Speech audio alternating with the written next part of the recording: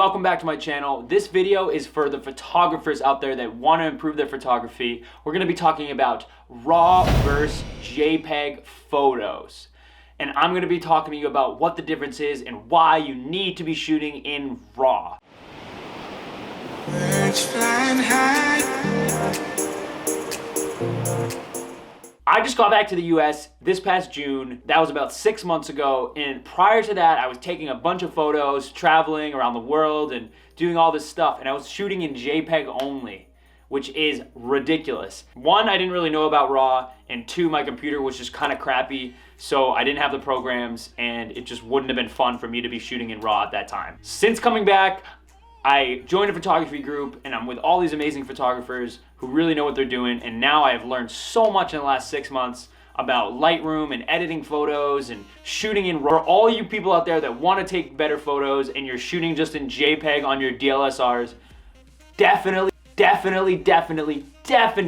make the jump to shooting in RAW. Right now is I'm gonna go outside in my yard and I'm gonna take some photos, and I'm gonna be shooting in RAW and JPEG. And then we're gonna go over to my computer and I'm gonna show you why RAW is so much better than JPEG. There's so much more information in the image, and you can do so many more things in the editing process and the post-processing to make the image really stand out and make it pop. So let's get into it.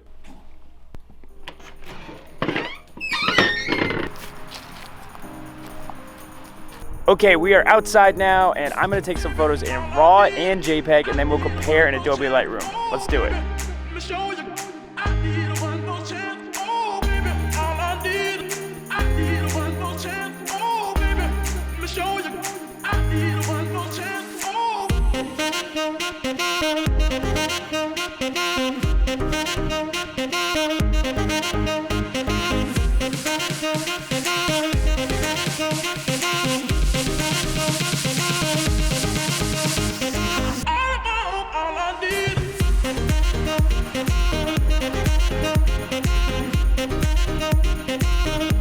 All right, we got our photos, so let's head inside and take a look at what these look like in Adobe Lightroom, and we can compare the RAW versus JPEG images, and I can show you why it's so much better to shoot in RAW.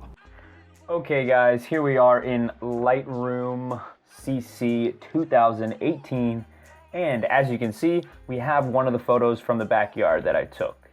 All right, so this is the RAW version of the photo, and we are gonna do some edits.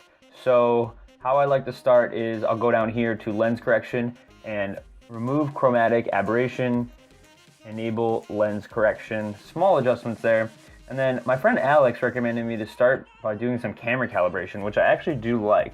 So we're gonna go here, I'm gonna mess around with the shadows a little bit, maybe add a little purple in there just to see how it looks. Reds, change those a little bit. Actually, that's a little bit too much. Okay, and then maybe mess around with the blues a little bit. That looks kind of cool.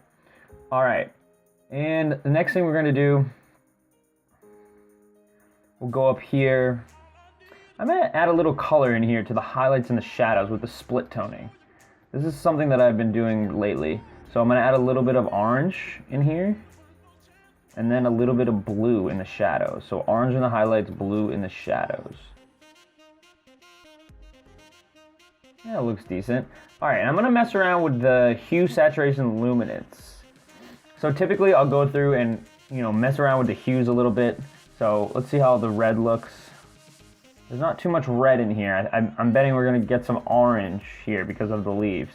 Yeah, see? If I move it to the right, it's getting more yellow. Move it over here, it's getting more reds, which I like. Mess around with this, make the grass a little greener. It's giving off a yellow light from the sun. And we can go down to the saturation. I don't want to mess with the colors too much, honestly.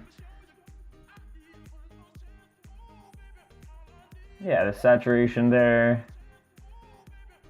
All right, let's leave this as is for now. And then we're gonna go up here to tone curve. Now, tone curve is a big deal when editing photos. So typically I'll add 3 points to my tone curve.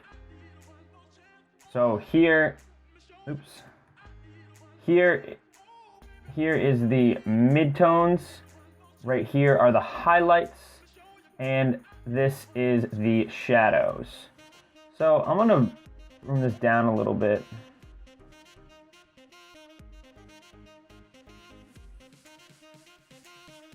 All right, just slight adjustments. Kind of play around and see what you like.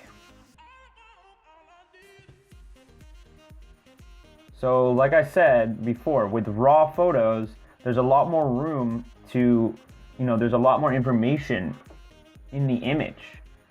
So you can manipulate it a lot more. We'll get to that in a second. So for now, I like how that looks.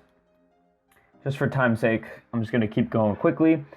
I might add a little contrast in here. Highlights, we can mess around with the highlights. We can see there's highlights all the way up. I'm gonna tone down the highlights a little bit. The sun is pretty bright. The shadows, let's see how they look. Bring them up. Might bring them down a little bit. I kind of like that dark look a little bit. All right, whites, you can mess around with that. The whites are mainly coming from the sun in this case. Blacks, I like to play around with the blacks. There's a lot that you can do to your image by adjusting the black. And then clarity. So typically with portraits, I bring the clarity down a little bit to smooth out people's skin a little bit, but I think I might bring it up. With these kind of photos, you can kind of get a little more detail with the nature shots or leaves, things like that. Okay, vibrance, bring up a little bit. Saturation. Ooh, really makes the grass pop there. The leaves are looking a little bit dark, so I might go down and adjust the shadows or the blacks again.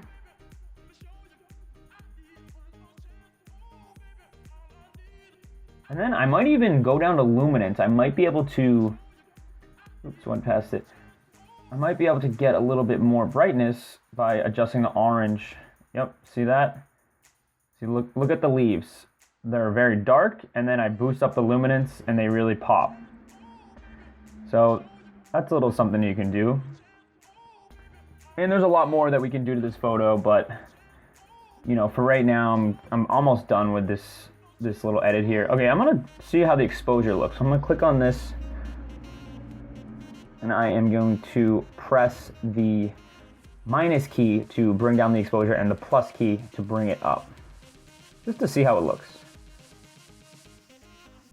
0 looks pretty good. I'm gonna go 1 click down.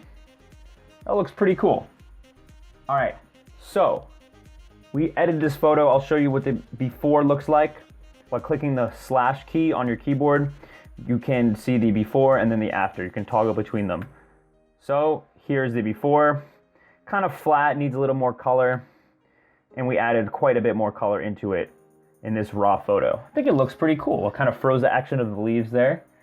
All right, so now let's go over to the same photo, but the JPEG version. All right, so we'll do the same thing.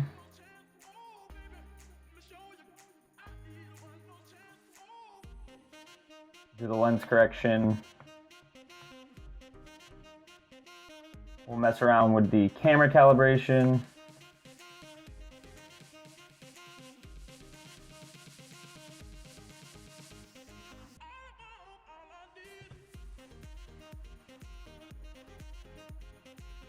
Okay, so the reds. Let's see the blues.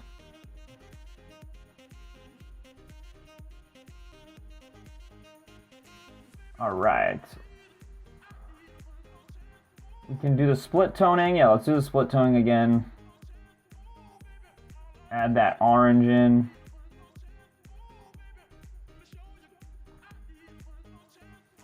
You can add the blues in as well and the shadows.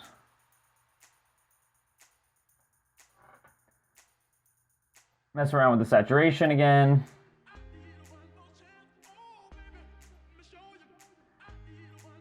Oranges are really what we want to do here. So as you can see, here's a good example. We can change the colors here, but the colors, the color range is much more limited in this JPEG version of the photo. There's just not enough information to really manipulate the photo in the way that we want to. So with RAW, there's just so much more you can do. So let's mess around with the curves again. Tone curve. You know, you can adjust it for sure, but it just doesn't have that same information. The file is much smaller, and you just don't have all the information in that image. So let's mess around what we did before. Let's do the clarity, vibrance, bring the highlights down a little bit, play around with the shadows.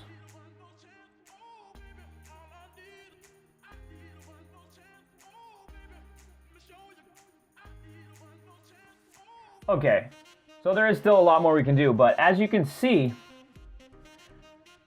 in the raw photo, there's just a lot more room to mess around with the settings and the adjustments. There's a lot more information, and don't get me wrong, the JPEG photo still looks good. Not a bad image at all. But with RAW, there's just so much more capabilities. So I really recommend shooting in RAW over JPEG. You can really dial in that color and that look that you want. And I'm gonna bring this exposure up a little bit. I think it's a little too dark. But yeah, the RAW photos are so much better. Like I said, I just recently found out about this about 6 months ago, and now I'm all about it. If you're into photography and you're only shooting in JPEG, start shooting in RAW, try it out, use Adobe Lightroom, and you'll be amazed at the results that you can get with your images. All right, everybody, thank you so much for watching. Have a fantastic day.